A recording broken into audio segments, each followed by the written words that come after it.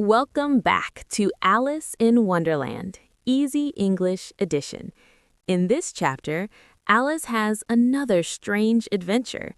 The White Rabbit makes a big mistake, and Alice suddenly finds herself inside his house. But as always in Wonderland, eating and drinking brings surprising changes. Let's begin Chapter 4. The White Rabbit sends in a little bill. Chapter 4. The White Rabbit came back, walking slowly and looking very worried. He was talking to himself. "Oh dear, the Duchess will be so angry. My paws, my whiskers, she will have me punished. Where did I drop my gloves and fan?" Alice understood he was looking for the white gloves and the fan. She kindly began searching for them too, but they were nowhere.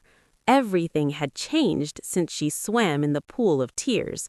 The big hall, the glass table, and the little door had completely disappeared. Soon the rabbit saw Alice and shouted angrily, "Mary Ann, what are you doing here? Run home at once and bring me my gloves and fan, quickly." Alice was so surprised and nervous that she ran in the direction he pointed without explaining the mistake. "He thinks I am his servant," she said to herself while running. "He will be surprised when he finds out who I really am, but I should bring his gloves and fan, if I can find them." Soon she came to a small, tidy house. On the door there was a bright brass plate with the name W. Rabbit. Alice went inside without knocking and hurried upstairs, afraid she might meet the real Mary Ann. "This is very strange," Alice thought. "Running errands for a rabbit. Maybe my cat Dinah will start giving me orders next." She entered a neat little room. On a table near the window, she saw a fan and several pairs of tiny white gloves. She picked up the fan and one pair of gloves. Just as she was leaving, she noticed a small bottle near the mirror. There was no label, but Alice opened it and took a drink. "Something interesting always happens when I eat or drink," she said. "Maybe this will make me big again. I am tired of being so small." And it did. Before she had drunk half the bottle, her head touched the ceiling. She quickly put the bottle down. "That's enough. I hope I don't grow any more. I can't even get out of the door now." But she kept growing. Soon she had to kneel on the floor. Then there was not even space for that. She lay down with one arm against the door and the other behind her head. One arm went out of the window and one foot went up the chimney. "I can't do anything else," she said. "What will happen to me now?" Luckily, she stopped growing, but she felt very uncomfortable and unhappy. "It was much nicer at home," she thought. "I didn't keep changing size all the time, and animals didn't tell me what to do. But still, this life is interesting. It feels like I'm inside a fairy tale. There should be a book about me. When I grow up, I will write one. But I am already grown up now. There is no space to grow any more." Then she wondered, "Will I never grow older than this? That would be nice in one way. I would never be an old woman, but I would always have lessons to learn. Oh, I don't like that idea." "Oh, silly Alice," she said to herself. "How can you have lessons here? There's hardly space for you and no space for books." Suddenly she heard a voice outside. "Mary Ann, Mary Ann, bring me my gloves this moment." Alice knew it was the rabbit. She felt so nervous that she shook, and the house moved a little. She forgot that she was now much bigger than the rabbit. The rabbit tried to open the door, but it opened inward, and Alice's elbow blocked it. "Then I'll go in through the window," he said. "You won't," Alice thought.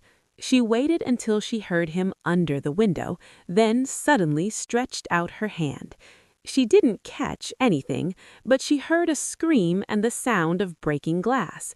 She guessed he had fallen into something in the garden.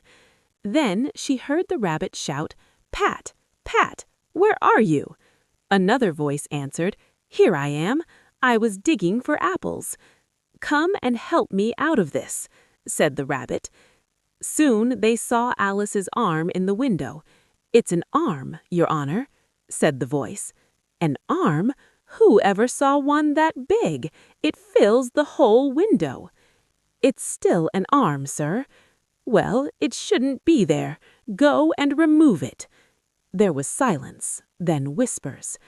"I don't like this, sir." "Do as I say, you coward." Alice put her hand out again. There were more screams and more breaking glass. "I wonder what they'll do next. I wish they could pull me out.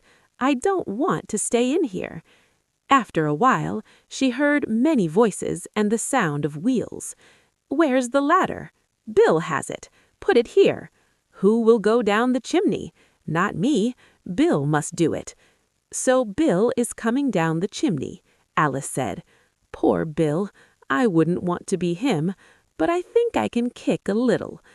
She stretched her foot up the chimney and waited. Soon she heard scratching above her. "This must be Bill," she thought, and gave a strong kick. Everyone shouted, "There goes Bill!"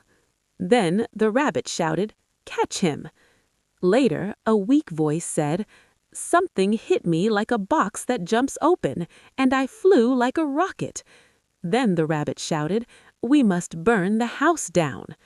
Alice called loudly, "If you do, I'll send my cat Dinah after you." Everything became silent. Soon small stones came flying through the window and hit her face. "I'll stop this," she said. "You'd better not do that again." Then she noticed something strange. The stones on the floor were turning into little cakes. "If I eat one, it must change my size." She ate one and immediately began to shrink. As soon as she was small enough, she ran out of the house.